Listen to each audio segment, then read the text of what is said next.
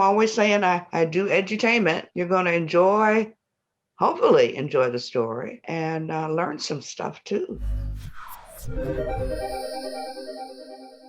Hi, everyone. I'm Maureen Lenker, and I'm a digital writer here at EW. And today I am so excited to be welcoming Beverly Jenkins to discuss her latest book, Wild Rain. Beverly Jenkins is a best-selling romance author and just an all-around legend in general. So we're very excited to have her today.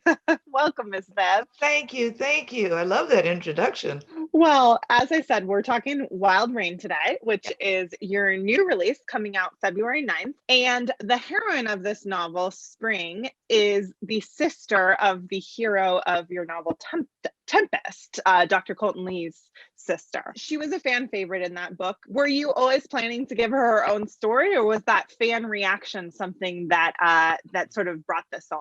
Well, I think it was a little combination of both. Sometimes if I think I know the character's backstory well enough, and then if we've got, 1,000 emails asking for the character to have a book, then I'll go along with it. I have some side characters that people want to have their own books, but I don't know their backstory well enough. And I like being able to give them a full story with a fully fleshed out person for them to enjoy. So, and Spring was all of that in book one. I mean, I may have well have written it right behind it, because she was so dynamic and such a strong personality. She's one of my favorites. So, well, your hero of this book, Garrett, is what some might call a cinnamon roll hero. And for those watching who may not be super familiar with romance terminology, that basically just means he's sweet and mushy, all the things a cinnamon roll are, maybe a little bit bookish. Definitely kind of the opposite of a quote unquote alpha hero. I think he may be the first cinnamon roll hero you've ever written. So what was that like? It was interesting to explore him, and knowing that she was all barbed wire and sharp edges, and it didn't make sense to put her with somebody who was as an A personality as herself. And then he just sort of showed up, and there he was with his books and all his questions, and secure enough in himself to be able to step back and let her lead, but not in a way that diminished him in any way. Well, since that was so new for you, was there something about him that surprised you as you were writing? That he had a real temper in many ways. I mean, he wasn't a throw rug. He wasn't, somebody who backed down. I didn't know he was going to be that competent in the bedroom. That sort of surprised me. Surprised her too. Another thing about Garrett is that he is an escaped slave, and he was a Union soldier, and is now a reporter, and also has a law background. So he's got a lot going on. As you mentioned before, the first book in this series was set in Reconstruction in the South. This is out in Wyoming, but you are bringing some of that history with you in the form of Garrett. And can you just tell me more about that process and why that was so important with you to bring out West and bring that perspective with his character? First of all, we know very, very little about the African-American men who served in the Union Navy. And I've always wanted to do that history. I always try and have my characters wear the history. I can put it in the backstory to try and keep from doing like info dumps.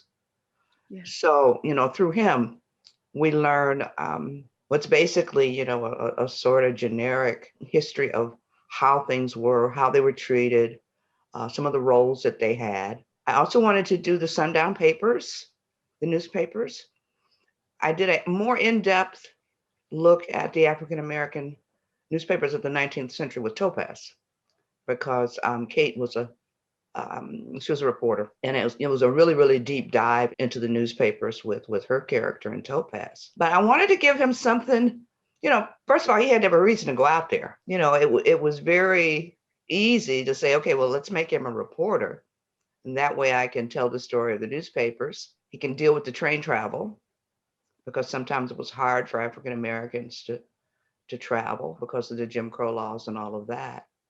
But yeah, it's a lot going on with our cinnamon roll.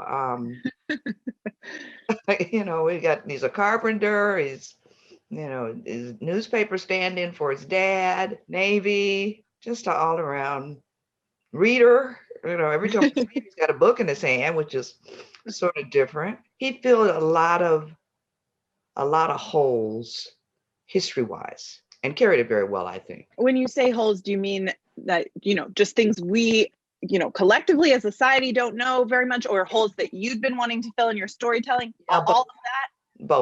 both. I mean, like I said, I'd wanted to tell the story of the Union Navy. I mean, we know about the soldiers. We know about the 54th, Massachusetts with, Denzel and Glory and all of that. We don't know very much about the guys that were in the Navy. And I learned a lot too because I was not as steeped in that history with the Navy men as I was with United States colored troops. So, and I didn't know that, when they took most of the troops that volunteered for the Navy and made them soldiers, only a few got to be sailors.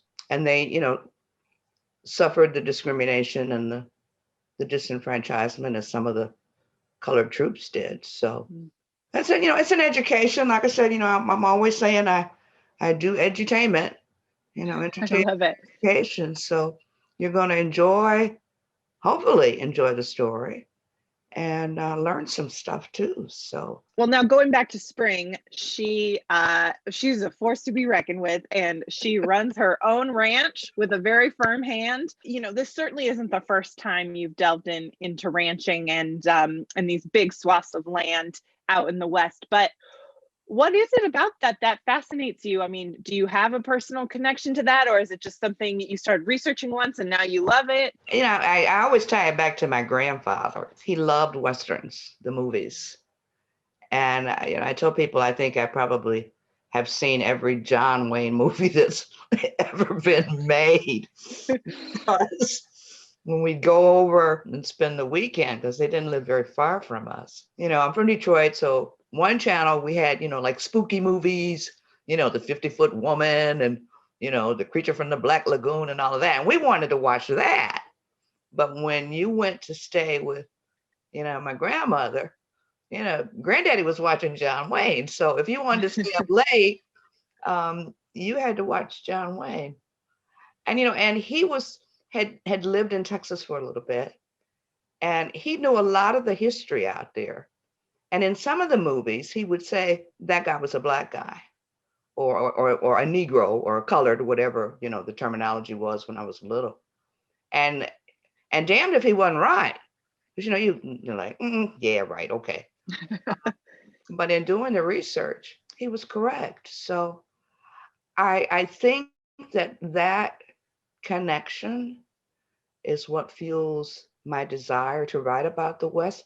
And the fact that, outside of the Bronze Buckaroo, that I can't think of the gentleman's name who made the movies out of Harlem, there have never been any kind of Black Westerns on TV, even though, 30-40% of the cowboys in America were men of color. So filling another hole and having a good time too.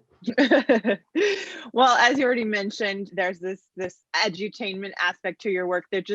Your books are always so steeped in history, and I know I always learn so much and come out of them hungry to learn more. And you very helpfully always put resources in your author's note. You also excel at writing the steamy stuff. And as some of these worst sex scenes in fiction awards will tell us, there's an art to it. So what is the secret for you to writing a great love scene?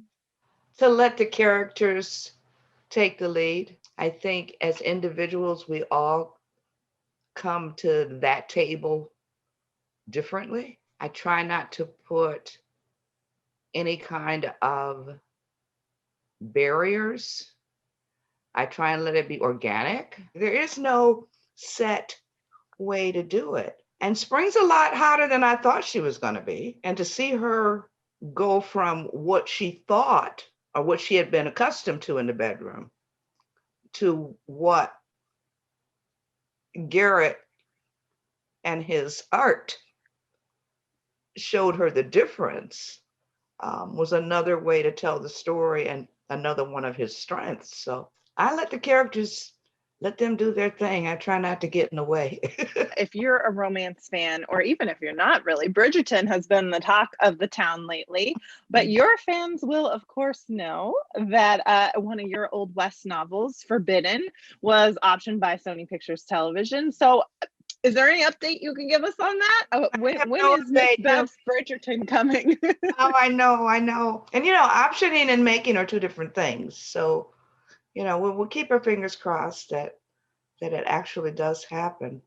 But they're in California like you, so COVID has sort of, put everything on hold. So I have no updates. I do know that the showrunner has approached a company that seems very excited about it and wanted her to do a second draft for the pilot. So we'll keep our fingers crossed and see what happens. But yes, Bridgerton hopefully will, open the door for, lots of romance. Hollywood, we have the content. Just give us a call. Yeah, well, all fingers crossed. I can't wait to see it. I'm definitely hoping Bridgerton just opens the floodgates here, and that Forbidden is just one of the titles to benefit from that. But thank you so much for joining us today. You're so welcome. Thank you for having me. For everyone watching, that's Wild Rain, one more time, available everywhere February 9th. Sounds good. Thank you.